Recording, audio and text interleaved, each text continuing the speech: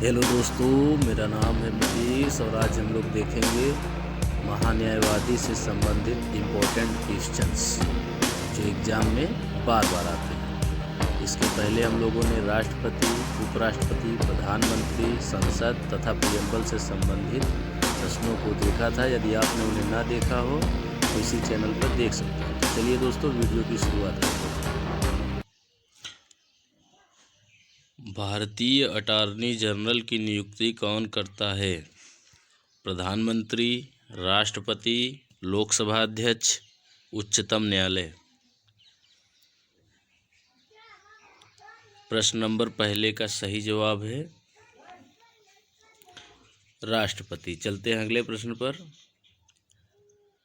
Attorney general का कार्यकाल कितने समय का होता है? 1 वर्ष, 5 वर्ष, 10 वर्ष, कोई निश्चित अवधि नहीं है।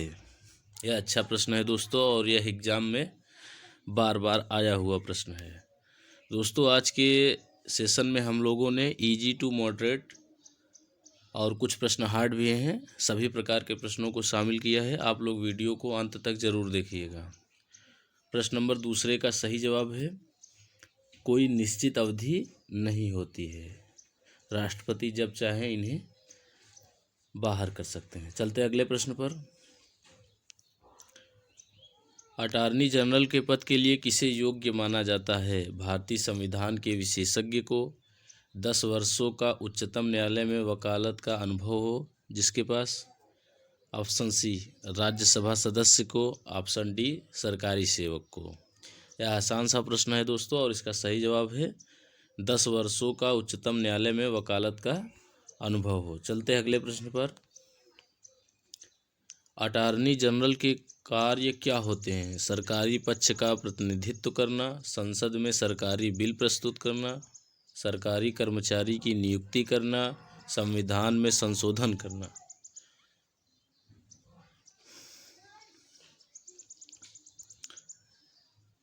तो दोस्तों, इसका सही जवाब होगा सरकारी पक्ष का प्रतिनिधित्व करना। चलते अगले प्रश्न पर। अटॉर्नी जनरल का वेतन कौन तय करता है? उच्चतम न्यायालय, राष्ट्रपति, संसद, प्रधानमंत्री। दोस्तों, यह अच्छा प्रश्न है, आप लोग इसका सही जवाब बताएंगे। प्रश्न नंबर 5वें का सही जवाब होगा राष्ट्रपति। चलते अगले प्रश्न पर। अटॉर्नी जनरल का पद भारतीय संविधान के किस अनुच्छेद के तहत स्थापित किया गया है? अनुच्छेद 70, अनुच्छेद 76, अनुच्छेद 80, अनुच्छेद 85। यह एक अच्छा प्रश्न है दोस्तों और यह कई बार एग्जाम में आया हुआ है। आप लोग इस प्रश्न को गलत नहीं करेंगे।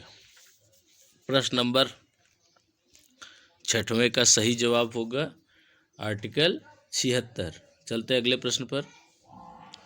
अटॉर्नी जनरल को कौन से अधिकार प्राप्त होते हैं? केवल उच्चतम न्यायालय में प्रतिनिधित्व, केवल सरकारी सलाह देना, अदालतों में सरकारी पक्ष का प्रतिनिधित्व करना या फिर कोई अधिकार नहीं होता। तो दोस्तों, यह प्रश्न हम लोगों ने पहले भी देखा था, बस इसका फॉर्मेट अलग था। कई बार क्या होता है कि एग्जामिनर प्रश्न कहाँ से लाएंगे, जितना आप लोगों ने पढ़ा है लगभग प्रश्न वहीं से बनता है, लेकिन शब्दों का चयन जो है घुमा कर किया जाता है जिससे हम लोग कंफ्यूज हो जाते हैं। प्रश्न नंबर 7वें का सही जवाब है अदालतों में सरकारी पक्ष का प्रतिनिधित्व करना। चलते अगले प्रश्न पर। अटॉर्नी जनरल को संसद में भाग लेने की अनुमति होती है? हाँ, नहीं, केवल राज्यसभा में भाग लेने की अनुमति होती है या फिर केवल लोकसभा में?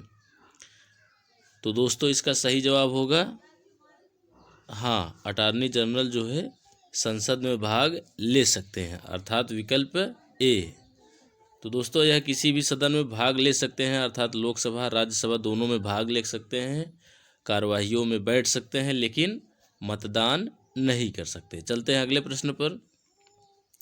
अटॉर्नी जनरल किसे रिपोर्ट करते हैं? राष्ट्रपति को, प्रधानमंत्री को, उच्चतम न्यायालय को, संसद को। तो प्रश्न नंबर 9 का सही जवाब होगा राष्ट्रपति को। चलते हैं अगले प्रश्न पर। अटॉर्नी जनरल को अदालत में किसका प्रतिनिधित्व करने का अधिकार होता है? भारत सरकार का, किसी अन्य पक्ष का, निजी व्यक्तियों का, राज्य सरकार का। यह आसान सा प्रश्न है दोस्तों और इसका सही जवाब है भारत सरकार का। चलते हैं अगले प्रश्न पर। अटॉर्नी जनरल के अलावा कौन सा अन्य सरकारी वकील होता है? सॉलिसिटर जनरल, वरिष्ठ अधिवक्ता, जिला न्यायाधीश, राज्य मंत्री। यह बिल्कुल आसान सा प्रश्न है दोस्तों और इसका सही जवाब होगा विकल्प ए अर्थात सॉलिसिटर जनरल। चलते हैं अगले प्रश्न पर।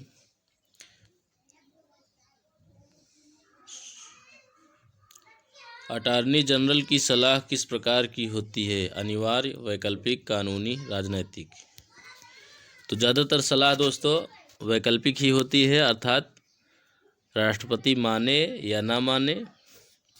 यहाँ जो है अटॉर्नी जनरल की सलाह जो होती है वो कानूनी होती है, ना कि अनिवार्य। ठीक है, तो इसका सही उत्तर होगा विकल्प सी। चलते हैं अगले प्रश्न पर।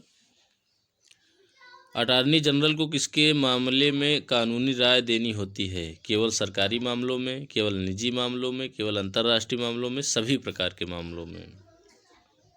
यह अच्छा प्रश्न है दोस्तों जो एग्जाम में हमें कंफ्यूज कर सकता है। तो प्रश्न नंबर 14 का सही जवाब होगा केवल सरकारी मामलों में। चलते हैं अगले प्रश्न पर। अटॉर्नी जनरल को संसद में बोलने का अधिकार होता है, परंतु क्या वह मतदान कर सकते हैं? हाँ, नहीं, केवल लोकसभा में, केवल राज्यसभा में। प्रश्न नंबर 15 का सही जवाब होगा बी, नहीं। अटॉर्नी जनरल जो है संसद में भाग ले सकते हैं परंतु मतदान नहीं कर सकते। चलते हैं अगले प्रश्न पर।